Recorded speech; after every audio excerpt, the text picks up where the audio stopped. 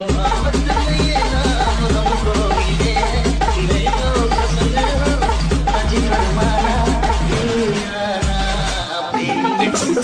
आहे अशा प्रकारचे तुम्हाला ओव्हरऑल दिसून येणार आहे. तर प्लसवरती क्लिक करून आपला जो फोटो आहे तिथून ॲड करायचा अशा प्रकारे.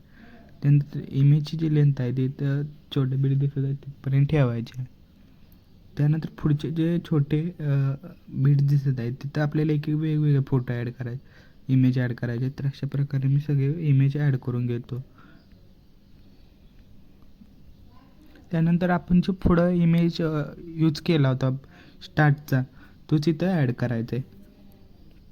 दुसरा कोणताही ॲड केला तरी पण चालू शकतं. त्याची लेंथ शेवटपर्यंत ठेवायची. त्यानंतर जिथं जिथं आपण एक इमेज ॲड केला 2 बीटच्या मध्ये त्याला स्प्लिट करायचं. तर इथं आपण हा एकच इमेज घेतला होता मध्ये स्प्लिट करायचं आहे. अशा प्रकारे याला स्प्लिट करायचं आहे. त्यानंतर आपल्याला एक काम करायचं, हा जो खालचा इमेज आहे तो वरती अशा प्रकारे घ्यायचा आहे म्हणजे आपल्याला व्यवस्थित दिसून जाईल. त्यानंतर काय करायचं, प्लसवरती क्लिक करून कोणताही एक रेक्टँगल ॲड करायचं, फिल कॉम्पोजिशन एरिया क्लिक करायचं. त्यानंतर कलर अँड फिल्ममध्ये जायचं इथं. त्यानंतर ग्रेनेट कलर सिलेक्ट करून अशा प्रकारे याला ठेवायचं. त्यानंतर खाली तुम्हाला एक पांढरा कलर दिसेल त्याच्यावरती क्लिक करून ट्रान्सपरंट करून घ्यायचं. ओव्हरऑल लुक अशा प्रकारे तुम्हाला दिसून येईल. त्यानंतर प्लसवर नाही ह्याची जी लेंथ आहे ती शेवटपर्यंत ठेवायची पहिल्यांदा. त्यानंतर परत प्लसवरती क्लिक करून तुम्हाला एक इमेज दिलेला आहे अशा प्रकारचा, इमेजवरती ॲड करायचा अशा प्रकारे. इमेजची जी लेंथ आहे ती शेवटपर्यंत ठेवायची. त्यानंतर आता इफेक्ट द्यायचे आहेत. शेक प्रेसेट ओपन करायचे. पहिला जो इफेक्ट आहे तो कॉपी करायचा आणि पहिल्याच इमेजला हा इफेक्ट पेस्ट करायचा. एकाच इमेजला करायचा आहे आपल्याला. तर त्यानंतरचा पुढचा जो इफेक्ट आहे तिथून कॉपी करायचा आहे. त्यानंतर दुसऱ्या बीटला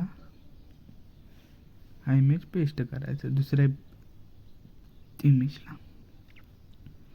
त्यानंतर काय करायचं आहे, हा जो चौथा इफेक्ट दिसत आहे हा इथून कॉपी करायचा पहिल्यांदा. त्यानंतर पुढे यायचं, चौथा इफेक्ट आहे ना तो इथं जी छोटे बीट दिसत आहे ना त्याला पेस्ट करायचं आहे. अशा प्रकारे मी करतोय.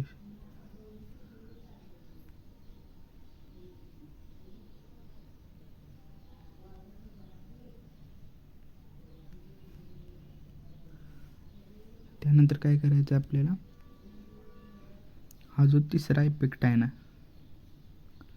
इथून कॉपी करायचा अशा प्रकारे आणि इथं याचं बीटमार्क प्रेसेट ओपन करायचे. त्यानंतर हा जो एक इमेज राहिलेला ह्याला पेस्ट करायचे अशा प्रकारे. आणि हे जे पुढचे जे इमेज आहेत 2 यांना पण हाच इफेक्ट पेस्ट करायचा.